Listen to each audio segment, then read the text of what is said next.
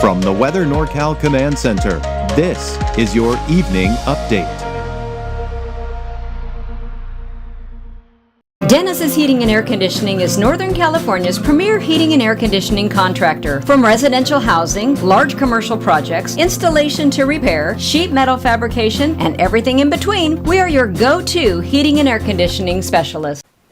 Well, good evening, everyone. Let's get you through Kruger's Quickcast so you know what to expect tonight and taking you through the day tomorrow as well. So, for your evening and tonight, temperatures dropping down to the upper 50s, and I do expect even around 60 around Chico. So despite the fact that we are seeing warmer temperatures in the forecast, we still have these overnight and early morning temperatures to look forward to. I mean, 8 o'clock in the morning, it's really not that bad. Low 60s in the valley, just a tad warmer, upper 40s, low 50s for most of the higher elevations. Some fog along the coast with temperatures in the low 50s. So looking at Futurecast, yeah, no more chances for rain. We are done with that. And even the fog along the coast here, you're going to be looking at maybe a little bit at that as we go into tomorrow morning, but by the afternoon, a lot of that should start to dissipate here. Still looking at those dry conditions, maybe a few afternoon clouds for some of the higher elevations here, especially off to the east. But otherwise, mainly sunny skies, warmer temperatures, 95 degrees tomorrow in Redding, 91 in Chico.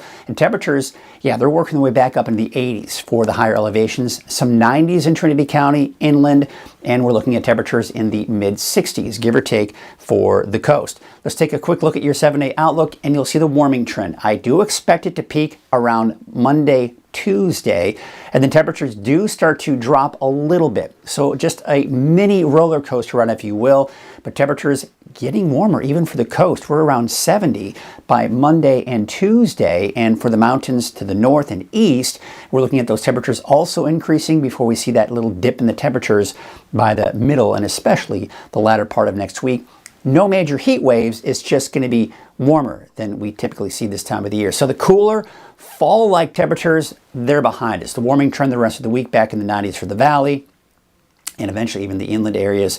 And of course, the first day of fall is on Sunday, but Mother Nature flip-flopped things this week. Felt more like fall the beginning of the week. Now it's going to feel more like summer as we get closer to the first day of fall, which of course, as I mentioned, is on Sunday. The winds, as you can see here as we're going to do tomorrow, a little breezy, especially out towards the Shasta Valley here, so just be aware of that. You can also see some gusty winds out along the coast here, taking you into your Saturday, a little bit gusty at times in the morning, but by the afternoon on Saturday, it shouldn't be that bad, but still, again, gusty out along the coast. No major wind events. That's good. What's not so good is the fact that the humidity levels are still going to be low in the single digits and teens for the valley, and it may even be a little bit drier for Saturday. This will elevate our fire weather risk a little bit here because it will also be warmer. That's not what you're seeing here, but of course you're seeing here the lower humidity. So with the combination of the heat, dry conditions, that will elevate our fire weather risk a little bit here. I mean, it's been cooler. We've been looking at wet conditions too, but yeah, the fire season's not over just yet. There you can see as we go into your Friday, a little bit of fog here for parts of the coast here. We go into Saturday and maybe a few afternoon clouds, but really, I mean, even for the coast, you're talking about plenty of sunshine here. So it looks like a gorgeous weekend in store for us, minus, of course, the heat that we're going to see for especially the valley. Drier than normal conditions are in the long-range forecast. This cooler air that's been down to our south is moving eastward and pretty much dissipating. High pressure will be the dominant feature over at least the eastern Pacific through the weekend.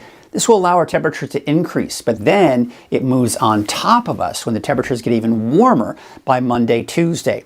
Now, typically this time of the year, we have a lower angle of the sun, so a ridge like this in July or August would typically bring us temperatures over 100 degrees. And we may be close to that by Monday, Tuesday, but for now I'm keeping in the upper 90s in the valley. That will then move on out and get squashed by this cooler air. That cooler air moves in by Wednesday, Thursday, but then it moves back out, and then we'll probably see another warming trend, or slightly warmer, as we get to the end of the week. So kind of a little bit of a mini roller coaster ride, if you will. So there you can see the temperature outlook. It is warmer than normal. We take a look at that 10-day trend. They're going up, down, then maybe back up again, and then maybe back down again the next weekend. So again, just this little baby roller coaster ride, if you will. But temperatures are normally around the low 90s, so we'll probably be in the mid 90s, give or take, by the time we do get into the middle of next week. into the end of next week and even into that next weekend. And, you know, some of you asking, and kind of a quick reminder that now we're still seeing that heat, right? We're still talking about that heat getting close to 100 degrees, especially by early next week. The latest Reading has ever seen 100 degrees or higher was on October 14th, both in 1991 and 2022, with temperature of 101 and 103 degrees. So is it out of the question for us to see some triple-digit heat in October? No.